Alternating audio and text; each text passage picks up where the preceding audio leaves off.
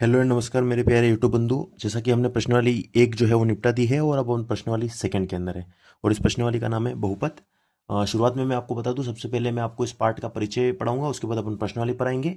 और पार्ट के परिचय के अंदर सबसे पहले मैं आपको समझाऊंगा, उसके बाद आपको नोट्स दिखाऊंगा और वो नोट्स जो है आप नोट कर सकते हैं, स्क्रीनशॉट ले सकते हैं, वीडियो को पॉज भी कर सकते हैं।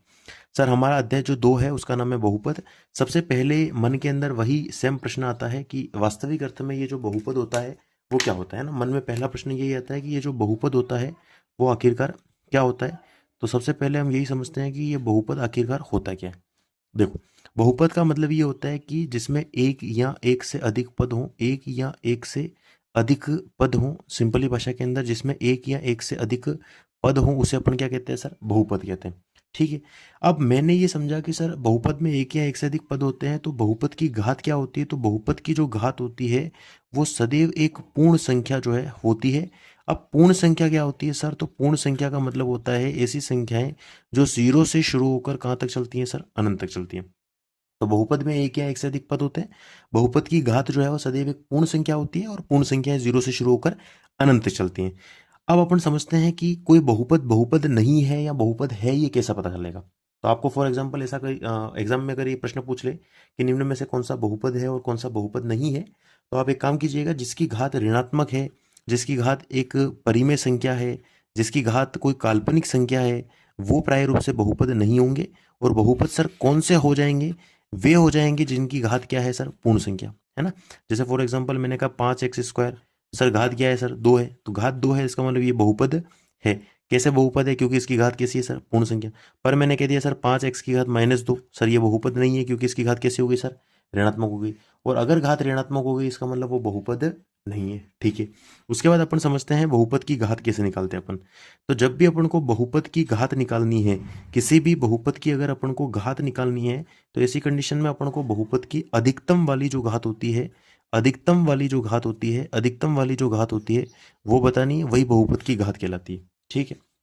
फॉर एग्जाम्पल मैंने कहा सर 5x² प्लस 3x+4 ऐसे दे दिया, इस बहुपद की घात क्या है? तो भले ही इस x² की घात 1 है पर अपन को अधिकतम वाली कौन सी दिख रही है? 2। तो इस बहुपद की घात कितनी हो जाएगी? 2। मैंने कहा सर 7x की घात 4 प्लस 2x की घात 5, इस बहुपद की घात कितनी है सर? अधिकतम वाली कितनी दिख रही है सर? 5। तो अधिकतम वाली ही क्या कहलाएगी सर? बहुपद की घात कहलाएगी। तो जो सबसे बड़ी है, सबसे अधिकतम है, वही हमारे बहुपद की क्या होगी? घात। अगला अगला पॉइंट अपन देखते हैं कि घात के आधार पर बहुपद के प्रकार कितने होते हैं। तो सर जब भी घात के आधार पर बहुपद के प्रकार पूछे तो घात के आधार पर बहुपद के प्रकार जो हैं वो अपने पास 3 होते हैं। सर कौन कौन से 3 होते हैं? तो घात के आधार पर बहुपद का पहला प्रकार जो है वो है आपके पास सर रेखिक बहुपद। दूसरा प्रकार जो है वो अपने पास है द्विघात बहुपद और तीसरा प्रकार जो है वो अपने पास है त्रिघात बहुपद। रेखिक बहुपद के अंदर अधिकतम घात कितनी होगी सर? 1 होगी। ठीक है सर। रेखिक बहुपद के अंदर अधिकतम घात कितनी होगी सर? तो अधिकतम घात होगी 1। द्विघात में अधिकतम घात कितनी होगी? 2। और त्रिघात में अधिकतम घात कितनी होगी?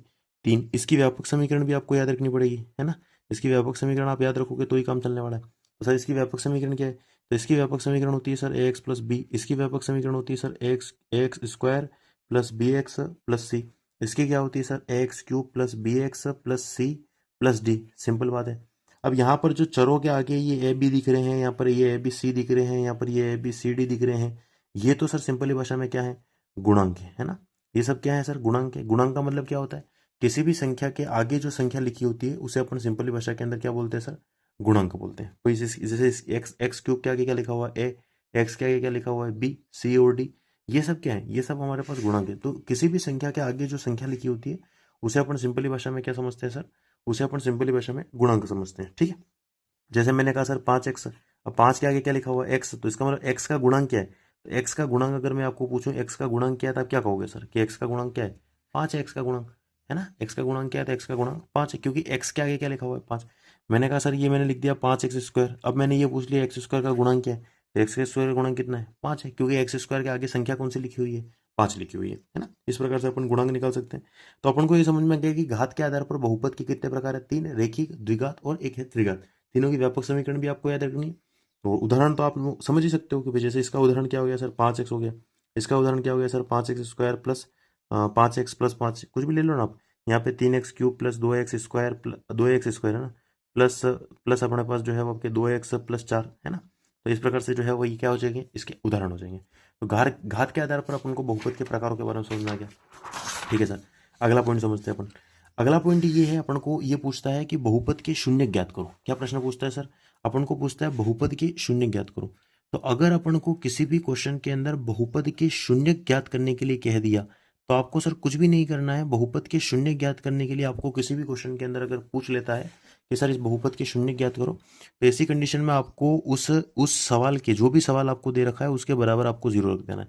तो जब भी अपन बराबर के अंदर जीरो रख देंगे तो उस बहुपद के शून्य मिल जाएंगे। जैसे इसके शून्य क्या आ जाएंगे सर? प्लस वाली संख्या उधर जाएगी तो माइनस का 5, ये इसका शून्य का गया, सिंपल। तो आपको शून्य निकालने के लिए बराबर में क्या रखना है सर? जीरो रख देना है। बराबर में क्या रख देना है सर? जीरो रख देना है। जैसे ही आप जीरो रख दोगे तो आपको क्या मिल जाएंगे सर? शून्य मिल जाएंगे, है ना। एक बार नोट्स देखिएगा आप। जैसे देखो फॉर एग्जाम्पल यहाँ पर कि बहुपद किसे कहते हैं? तो जिसमें एक या एक से अधिक पद हो उसे बहुपद कहते हैं। बहुपद में चर राशि की अधिकतम घात हमेशा क्या होगी सर? पूर्ण संख्या। चर राशि की बात कर रहा हूँ। चर राशि का मतलब तो आपको पता ही है, अंग्रेजी वर्णमाला के अक्षर। पूर्ण संख्या आपके 0 से शुरू होकर अनंत तक चलती है। बहुपद की पहचान करने वाला सवाल आ सकता है ना। और बहुपद की घात अधिकतम वाली आपको देखनी। घात के आधार पर बहुपद के 3 प्रकार हैं, एक आपके रेखिक है, एक द्विघात है और एक त्रिघात है। और ये तीनों की व्यापक समीकरण आप याद रखिएगा। बहुपद के शून्य निकालने के लिए बराबर क्या रखना पड़ेगा सर? जीरो रखना पड़ेगा, ठीक है। जैसे देखिएगा आप यहाँ पर मेरे सामने देखिएगा कि शून्य ज्ञात करने के लिए समीकरण के बराबर में अपन को क्या लिखना पड़ेगा? जीरो लिखना पड़ेगा, शून्य लिखना पड़ेगा, तो अपन शून्य निकाल सकते हैं, है ना। लास्ट पॉइंट देखिएगा इस चैप्टर के नोट्स के अंतर्गत, परीक्षा वाले पार्ट्स के अंदर लास्ट पॉइंट देखिएगा। लास्ट पॉइंट है हमारे पास कि बहुपद के जो शून्यक होते हैं, शून्यकों व जो गुणांक होते हैं, गुणांकों में संबंध क्या होता है ना। बहुपद के शून्यकों व गुणांकों में आखिरकार क्या संबंध होता है? तो सर बहुपद के शून्यकों और गुणांकों में क्या संबंध है? तो एक तो अपन रेखिक बहुपद की बात करेंगे, एक अपन बात करेंगे सर द्विघात की, और एक हम बात करने वाले हैं सर त्रिघात की। तीनों के अंदर बहुपद के अंतर्गत अपन संबंध की बात करेंगे कि इनके शून्यकों और गुणांकों के बीच में क्या संबंध होता है। तो रेखिक बहुपद के अंदर शून्यकों और गुणांकों के बीच में क्या संबंध है? सबसे पहले इसकी व्यापक समीकरण बताओ तीनों की। सर इसकी जो व्यापक समीकरण होती है वो क्या होती है सर? एक्स प्लस बी होती है। इसकी व्यापक समीकरण क्या होती है sir? X square B x plus C, ठीक है। इसकी क्या होती है sir? X cube plus B x square plus C x plus D, ठीक है। इसके अंदर सर ए और बी क्या है? ए और बी दोनों हो जाएंगे सर गुणांक, ओके। और एक्स तो चर है, और इसके अंदर शून्य कितने होते हैं? तो रेखिक के अंदर शून्यकों की संख्या एक होती है, और वो भी कौन सा सर? अल्फा, ठीक है। इसके अंदर गुणांक कितने हैं? 3 गुणांक कौन है सर? ए बी और सी। और शून्य कौन कौन से होते हैं? 2 अल्फा और बीटा। इसके गुणांक कौन है सर? ए बी सी और डी। ये 4 गुणांक हो गए, है ना। ये 4 क्या हो गए? इसके गुणांक हो गए। और सर इसके अंदर कौन कौन से शून्य होते हैं? तो 3 शून्य होते हैं, अल्फा बीटा और गामा, ठीक है। अब शून्यकों और गुणांकों के बीच में संबंध क्या होता है? तो अल्फा बराबर होता है सर माइनस बी ओपन ए, सूत्र है ये, है ना। जैसे ही अपन प्रश्नावली के अंदर शुरू करेंगे आपको अपना आप समझ में आएगा। सर इसमें शून्यकों का योग क्या होता है? अल्फा प्लस बीटा बराबर माइनस बी ओपन ए। शून्यकों का गुणा क्या होता है सर? अल्फा इंटू बीटा बराबर होता है सी बटा ए। यहाँ पर सर, यहाँ पर शून्यकों का अंदर शून्यकों और गुणांकों में संबंध alpha plus beta plus gamma. सबसे पहले सर क्या होता है?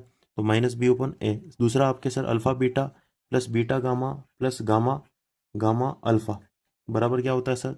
सी बटा एक। और एक अल्फा बीटा और गामा तीनों का मल्टीप्लाई अगर करना हो तो क्या होता है sir? Minus D open x, ठीक है, डी ओपन ए। तो ये क्या है सर? ये आपके शून्यक जो होते हैं और जो गुणांक होते हैं उसके बीच में संबंध। इसमें सर कितने शून्यक होते हैं? इसमें शून्यक को एक होता है। इसमें शून्यक कितने होते हैं? 2 अल्फा बीटा। इसमें शून्यक 3 होते हैं, अल्फा बीटा गामा। और घात कितनी होती है? रेखिक की अधिकतम घात 1, द्विघात की अधिकतम घात 2 और त्रिघात की अधिकतम घात कितनी है? 3। तो ये इसके शून्यकों और गुणांकों के बीच में क्या हो गया सर? संबंध हो गया, ठीक है। एक बार नोट्स देखिएगा। क्या मामला है सर? कि बहुपद के शून्यकों और गुणांकों के मध्य संबंध, रेखिक बहुपद, द्विघात और त्रिघात, ये इन तीनों की व्यापक समीकरण, ये इसके शून्यक, ये इसके गुणांक, और ये इनके बीच में संबंध, शून्यकों का योग और शून्यकों का गुणा, ठीक है। तीनों के अंतर्गत संबंध, इसमें एक शून्यक होता है, इसमें 2 शून्यक, इसमें 3 शून्यक होते हैं, ठीक है। इसी के साथ अपना जो परिचय वाला पार्ट है वो खत्म होता है, और अगले पार्ट के अंदर अपन प्रश्न वाले 2.1 शुरू करेंगे। आपका बहुत बहुत धन्यवाद और आभार। अगर आप यहाँ तक बने हुए हो तो वीडियो को सब्सक्राइब करना मत भूलिएगा। जय हिंद, जय भारत।